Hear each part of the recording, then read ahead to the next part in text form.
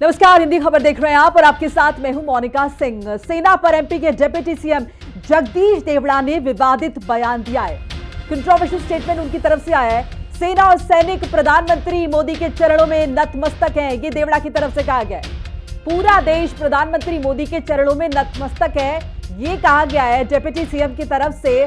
सार्वजनिक मंच पर थे जब वो इस बात का बखान कर रहे थे, बड़े गौरवान्वित तरीके से उनको लग रहा था कि बहुत अच्छी बात कर रहे हैं कि पूरा देश प्रधानमंत्री मोदी के चरणों में नतमस्तक है। ये देवड़ा साहब की तरफ से कहा। जगदीश देवड़ा, मध्य प्रदेश के डिप्टी सीएम जगदीश देवड़ा के बयान पर कांग्रेस का आरोप। देवड़ा का बयान घटिया और शर्मनाक है, कांग्रेस की तरफ से कहा गया है। पूरा देश प्रधानमंत्री मोदी के चरणों में नतमस्तक है, ये एमपी के डिप्टी सीएम की तरफ से कहा गया है। सेना एमपी मोदी के माफ कीजिएगा, सेना प्रधानमंत्री मोदी के चरणों में नतमस्तक है। सेना को लेकर उन्होंने इस तरह की टिप्पणी की है। यशस्वी प्रधानमंत्री जी को हम धन्यवाद देना चाहेंगे और पूरा देश की वो सेना, वो सैनिक उनके चरणों में नतमस्तक है। उनके चरणों में पूरा देश नतमस्तक है। उन्होंने जो जवाब दिया है उसकी जितनी सराहना की जाए, जितना कहा जाए, एक बार उनके लिए जोरदार ताली बजा करके यशस्वी। तो देखिए, सेना को लेकर किस तरह की टिप्पणी की है जगदीश देवड़ा ने, आप सुन रहे हैं। और ये कोई पहली बार नहीं है, इससे पहले मध्य प्रदेश के एक और नेता की तरफ से, मध्य प्रदेश के मंत्री की तरफ से एक स्टेटमेंट आया था।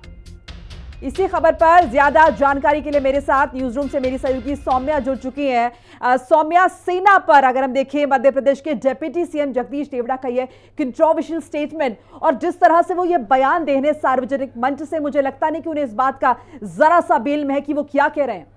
देखिए, मध्य प्रदेश में इस समय नेताओं को बहुत ज़्यादा उत्साह आ गया है और उसी के चलते वो इस तरीके के बयान देने को मजबूर से हो गए हैं।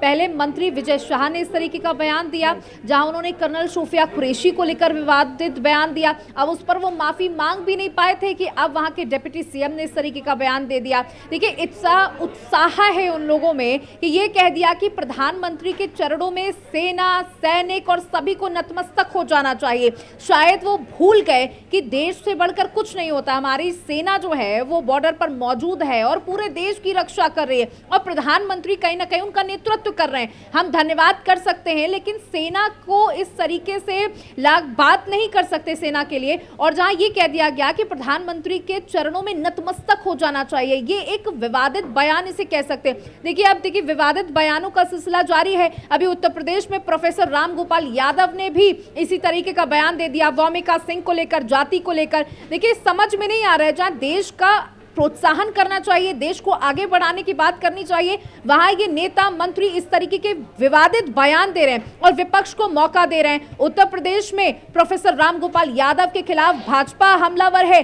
तो मध्य प्रदेश में अब ये दो बयान सामने आ रहे हैं। इस पर कांग्रेस और अन्य पार्टियां लगातार निशाना साध रही हैं। तो देखिए, ये जो पूरा मामला, जो ऑपरेशन सिंदूर, जो हमारे लिए गर्व की बात है, उसको किस तरीके से ये मंत्री ले रहे हैं और जाने अनजाने किस तरीके से देश की बेइज्जती कर रहे हैं, सेना की बेइज्जती कर रहे हैं, वो उन्हें समझने की बहुत जरूरत है। बिल्कुल सौम्या, और आपकी बात से बिल्कुल इत्तेफाक रखती हूं कि इन्हें समझ में ये नहीं आ रहा कि एक्साइटमेंट है, ओवर एक्साइटमेंट है, आभार जताना चाह रहे हैं या बटरिंग वो कर रहे हैं प्रधानमंत्री नरेंद्र मोदी के सामने, जिस तरह का वो शब्दों का चयन कर रहे हैं। अब आप खुद के लिए अगर कर रहे होते, अपनी बात कर रहे होते तो चल जाता, लेकिन यहाँ पर आप सेना को घसीट रहे हैं और सेना पर किसी भी तरह से राजनीति बर्दाश्त नहीं की जाएगी। देखिए, सेना, देश के सैनिक राजनीति से परे हैं, राजनीति से ऊपर हैं और इस तरीके के राजनीतिक बयान देना, क्या वो लोगों को ये दर्शाना चाहते हैं कि प्रधानमंत्री सबसे सर्वोपरि? देखिए, प्रधानमंत्री की इज्जत अपनी जगह है, प्रधानमंत्री का सम्मान अपनी जगह है, लेकिन ये कह देना कि प्रधानमंत्री के चरणों में नतमस्तक सभी को हो जाना चाहिए, चाहे वो सेना हो, चाहे वो सैनिक हो, हर किसी को प्रधानमंत्री के आगे चरण वंदन कर लेना चाहिए, वो बहुत ही गलत बयान है और विवादित बयान है। हालांकि अभी इस पर किसी तरह का कोई बयान पार्टी की तरफ से सामने नहीं आया है, लेकिन लगातार विपक्ष निशाना साध रहा है। विपक्ष का कहना है कि इस तरीके के बयान देने का कोई मतलब नहीं, जहां एक तरफ पूरे देश में तिरंगा यात्रा निकाली जा रही है, सेना के गौरव को लगातार प्रोत्साहित किया जा रहा है, शौर्य को प्रोत्साहित किया जा रहा है, सेना को सलाम किया जा रहा है, वहां खुद सरकार के मंत्री और डिप्टी सीएम जैसे पदों पर बैठे लोग इस तरीके के विवादित बयान दे रहे हैं। अच्छा सौम्या, ये मौका क्या था जिस मौके में मंत्री महोदय इतना बह गए, इतना ज्यादा इमोशनल हो गए, यूं कहें कि कहते कहते वो ये समझ नहीं पाए कि क्या कहे जा रहे हैं? तो बेसिकली ये पूरा आयोजन क्या था जहां पर वो इस तरीके से संबोधित करते हुए दिखाई दिए? जी, आपको बता दें कि जबलपुर में सिविल डिफेंस वॉलंटियर्स के प्रशिक्षण कार्यक्रम में वो संबोधित कर रहे थे। हालांकि इस दौरान वो बहुत भावुक भी हुए और उन्होंने शुरुआत कुछ इस प्रकार की थी कि उन्हें बहुत गुस्सा था जब पहलगाम में आतंकवादी घटना हुई और धर्म पूछकर लोगों को मारा गया। वो उस समय बहुत भावुक थे और तनाव में थे कि अब प्रधानमंत्री कुछ ऐसी योजना बनाए और जवाब दे पाकिस्तान को। चलिए सौम्या, मैं आपके पास लौटूंगी। तबरेज मेरे साथ जुड़ चुके भोपाल से सहयोगी। तबरेज, इस तरीके से अगर हम देखें मध्य प्रदेश सरकार के मंत्रियों के स्टेटमेंट एक के बाद एक, पहले बयान से सबक नहीं लेते हैं क्या? क्योंकि मामला तो हाईकोर्ट में भी गया। इससे पहले हमने जब एमपी सरकार में मंत्री का स्टेटमेंट सुना था कर्नल सोफिया कुरैशी को लेकर, और उसके बाद मामला कोर्ट तक गया, कोर्ट ने स्वतः संज्ञान लिया और एक बार फिर से एक स्टेटमेंट।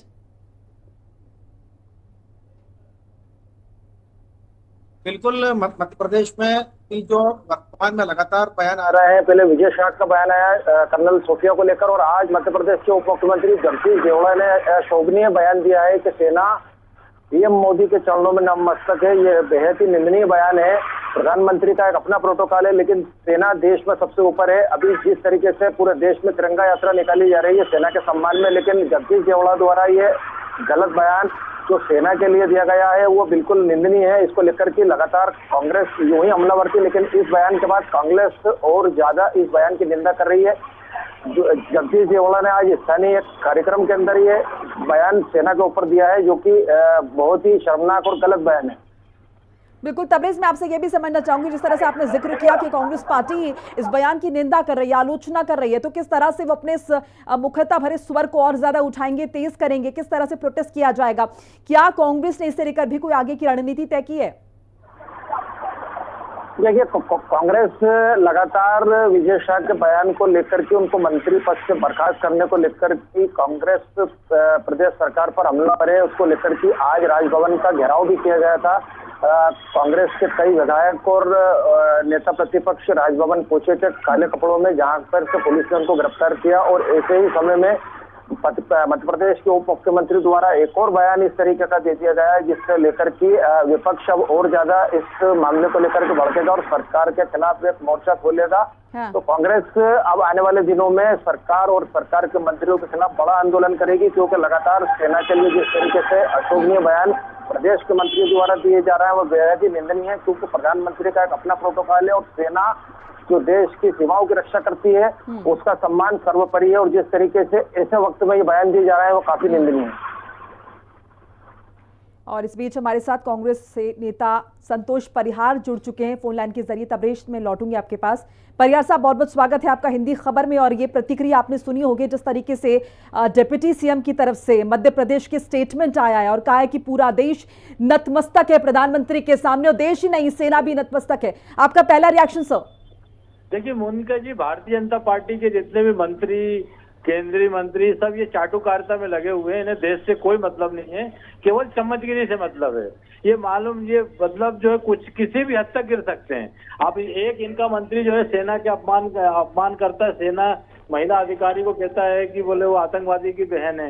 एक इनका भाजपा का नेता, अभी कल ही आपने डिबेट कराई थी कि वो महिला के साथ कृत्य करते हुए जो उसका वीडियो वायरल हुए। तो भारतीय जनता पार्टी का चाल चरित्र चेहरा ये आपको दिख रहा है और दिन पर दिन गिरता जा रहा है। ये तो इतनी चाटुकारिता, चम्मचगिरी करने लगे हैं कि कुछ भी किसी भी हद तक गिर सकते हैं। कि मैं इसके बारे में जितना भी घोर निंदा करी जाए कम है।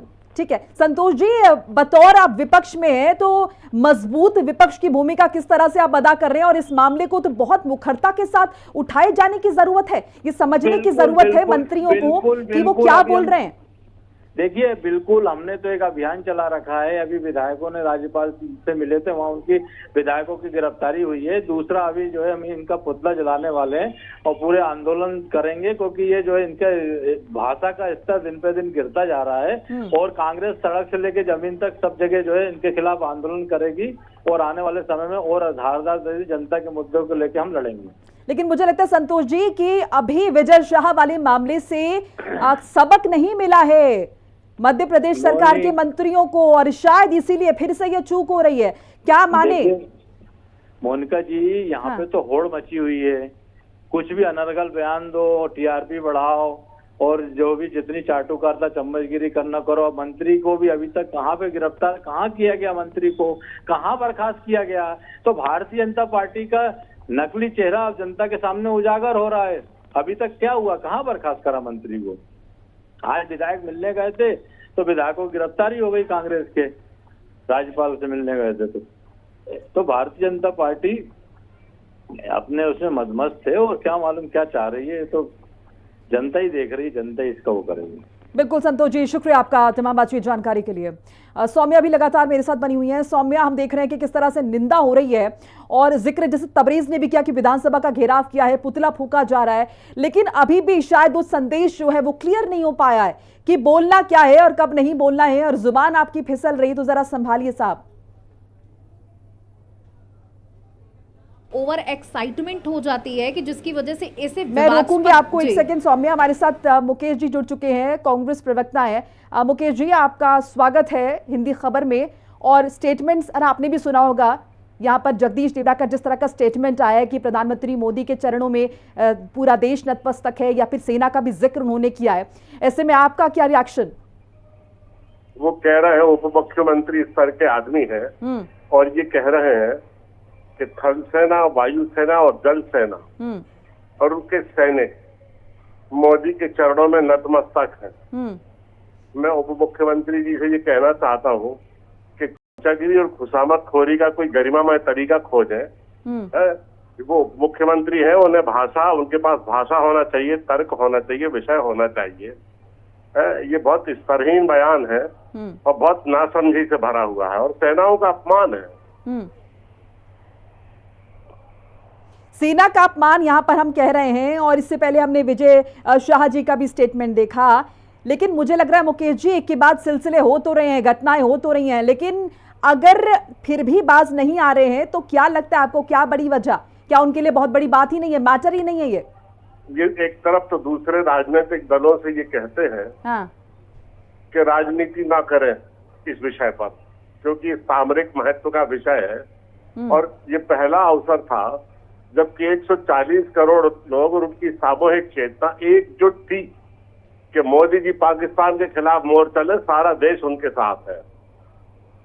और पूरे देश की जनभावना ये थी कि पाकिस्तान को इतना सबक जरूर सिखाया जाए कि दोबारा भारत में इस तरह की आतंकवादी घटनाओं रिपीट न हो जी। लेकिन जितना लोग चाह रहे थे उतना पनिशमेंट नहीं दिया पाकिस्तान को, फिर भी किसी ने राजनीति नहीं की। अब ये श्रेय लेने की होड़ में, राजनीति करने की होड़ में, एक तरफ तो कह रहे दूसरे राजनीतिक दल राजनीति ना करें, हम कोई प्रश्न ना पूछे। हम एक राजनीतिक लोग हैं, हम सबसे बड़े विपक्षी दल हैं भारत के। हम राजनीति ना करें तो क्या मछली पकड़ने चले जाएं? ये बहुत डिसग्रेसफुल है जो कुछ भी हो रहा है। विजय शाह का बताइए, इतनी तल्ख टिप्पणी हाईकोर्ट ने की लेकिन अभी तक इस्तीफा नहीं हुआ, वो पद पे बने हुए और हंस रहे। मुकेश जी, आपकी डिमांड क्या है, क्या मांग रहे हैं इस वक्त और किस तरह से विरोध जता रहे हैं? ये बहुत नासमझ लोग हैं जितने बड़े मैं रुकना चाहूंगी मुकेश जी। हमारे साथ आरपी सिंह जुड़ चुके हैं, राष्ट्रीय प्रवक्ता है भारतीय जनता पार्टी के। आरपी सिंह साहब, क्या हो गया बीजेपी को, और खासतौर से एमपी सरकार के मंत्रियों को किस तरह के स्टेटमेंट दे रहे हैं? मुझे जानकारी नहीं कि क्या स्टेटमेंट है क्या नहीं है, परंतु ये पूरा जो नहीं, आरपी सिंह जी, मैं असल में आपको बता रही, देखिए पहला जो स्टेटमेंट था विजय शाह साहब का था। विजय शाह जी ने ये कहा कि कर्नल सोफिया कुरैशी आतंकियों की बहन है, जिस पर हाईकोर्ट ने संज्ञान भी लिया, ठीक है। और जो अब बयान आया है वो आया है डिप्टी सीएम जगदीश देवड़ा की तरफ से कि सेना नतमस्तक है प्रधानमंत्री मोदी के चरणों में। मुझे पता नहीं किस कॉन्टेक्स्ट में आगे पीछे क्या कहा गया क्या नहीं कहा गया। ये सारा का सारा युद्ध जो है सेना को श्रेय जाता है। सेना ने ये युद्ध जीता है क्योंकि मोदी जी की उनके साथ पीठ लगी थी, मतलब मोदी जी उनको छूट दे रही थी। तो मुझे याद है 26/11 के बाद उस समय एयरफोर्स के चीफ अली मेजर साहब ने कहा था कि हमें छूट दी जाए, तो उस समय छूट नहीं मिली थी। मनमोहन सिंह जी ने मना कर दिया था और रादर मनमोहन सिंह जी ने बाद में जाकर कहा कि पाकिस्तान भी आतंक से ग्रस्त है। सिंह साहब, आप कह रहे हैं किस कॉन्टेक्स्ट में स्टेटमेंट दिया? मुझे लगता है ये अपने आप में ही ये पूरा एक सेंटेंस है कंप्लीट और इसमें किसी कॉन्टेक्स्ट की जरूरत नहीं है। आप मुझसे कुछ ऐसी बात पर टिप्पणी करना चाहिए मुझे जिसकी पूरी जानकारी नहीं है। मुझे आप अपनी तरफ से बयान पढ़कर सुना रही हैं। मैं अपनी तरफ से नहीं सर, ये बयान उन्होंने दिया है, हम सुन रहे हैं, सामने स्क्रीन पर प्ले हो रहा है सर। होगा ना कि होगा, आपकी मैं कब मना कर रहा हूँ जी। अगर यह तो गलत है, और क्योंकि ये सारा श्रेय हमारी आर्मी को जाता है, आर्म फोर्सेस को जाता है, तीनों फोर्सेस को जाता है। हाँ, उसमें सरकार की तरफ से उनको छूट मिली और पूरी छूट मिली कि वे जैसे चाहे वैसे फैसला करें और ठीक फैसला करें। ये लोकतंत्र में प्रोसेस है, हमारे यहाँ ये प्रोसेस लागू होता है। जी सिंह साहब, अब ये बयान चूंकि मैंने बताया लेकिन अभी आपको विश्वास नहीं है, जब आप सुनेंगे आप तक पहुंचेगा आधिकारिक तौर पर। विश्वास वाली बात ही नहीं है जी। नहीं सुना बयान तो आप सुना, आप कह रही हैं आपने सुना, मैंने नहीं सुना। आपने मुझसे फोन करके टिप्पणी मांगी, मैंने अपनी तरफ से टिप्पणी। तो सिंह साहब, आपको लग रहा है एक्शन होना चाहिए और एक्शन कब होगा?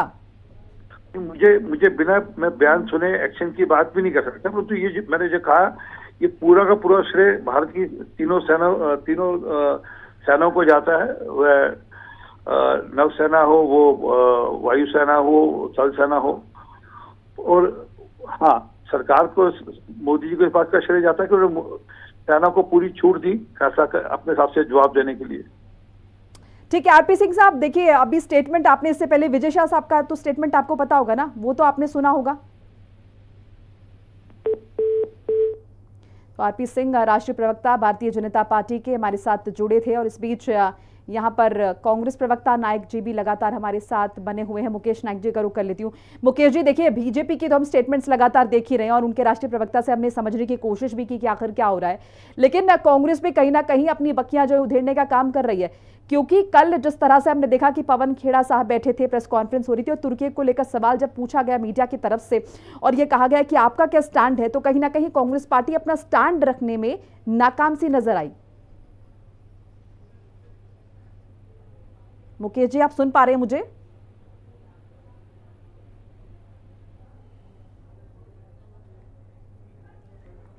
तो मुकेश जी इससे जुड़ने की कोशिश करेंगे। इस बीच देखिए लगातार ऑपरेशन सिंदूर के बाद से सियासत किस तरह से गरमाई हुई है और उन लोगों के लिए जिनको शायद अभी तक नहीं पता कि मध्य प्रदेश के डिप्टी सीएम ने आखिर कहा क्या है, और अगर आरपी सिंह जी भी सुन रहे हैं तो उनके लिए भी एक बार बयान एक बार फिर से सुना देते हैं कि आखिर हुआ क्या था, कहा क्या है, जिस पर बवाल हो गया।